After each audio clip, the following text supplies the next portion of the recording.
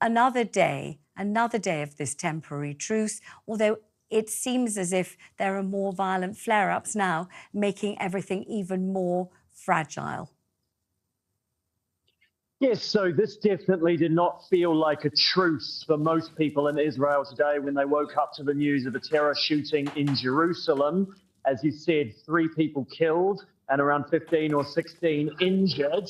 Now, this has really thrown the small respite that people had from the war all out the window. People are now very worried about their security in the cities again. It should be pointed out that this is actually part of Hamas's strategy to make sure that people all over the region don't feel safe no matter where they are. One of the issues that they've had is that they've hoped there would be wider flare-up of violence in the region and that it wouldn't just be confined to Gaza. Now, there definitely have been isolated clashes, especially in the West Bank, but this is one of the first times since October the 7th that this kind of terror has returned to the regular streets of Israel.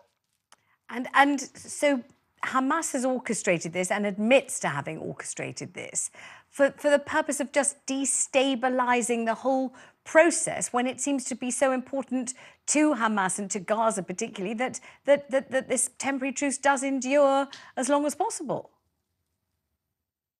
Yes, it seems very strange when you look at it from that perspective.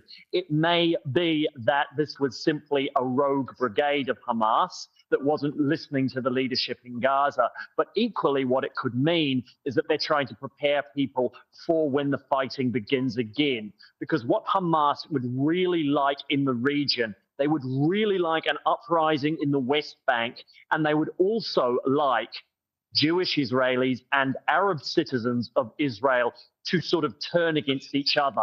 For them, intercommunal conflict in Israel would be a huge boon. It would be a big distraction for the Israeli government and for the Israeli security and defense forces that would sort of take their eye off the ball in Gaza. So if there is any sort of strategic rationale to this kind of horrible attack, that's likely to be it. Gosh, I haven't heard you say anything of this kind before, Tom. And in fact, obviously, we've covered this story every single day, often live from Tel Aviv or from Jerusalem or whatever, since October the 7th. And nobody has said that before about Hamas purposely stirring up insurrection and hostilities between Arab citizens of Israel and Jewish citizens of Israel. And that sounds utterly terrifying, actually. How likely are they to be successful at doing that? Well, so it's interesting and instructive to go back to 2021, where violence began to surge not just in Gaza or the West Bank, but also there were disturbances within Israel itself when a lot of Arab Israelis started protesting against conditions in the entire region. So Hamas would really like to bring that back. They called it the Unity Intifada.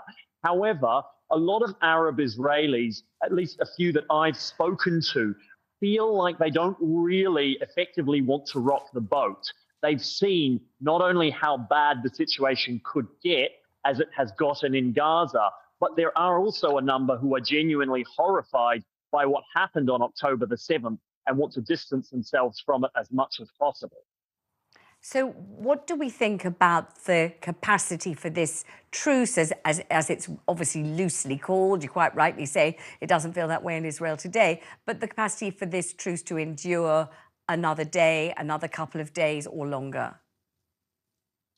So it's impossible to say as of right now. Now, if we looked at the negotiations last night, it seemed that they dragged right into the early hours of the morning, and that there was sort of an 11-hour deal reached whereby the ceasefire was extended for a day. Now, one of the issues is that, in a way, most of the so-called, and it's almost a horrible thing to say, but the easy hostages, most of the children and the women who were not IDF soldiers that were taken hostage, most of them have now been released.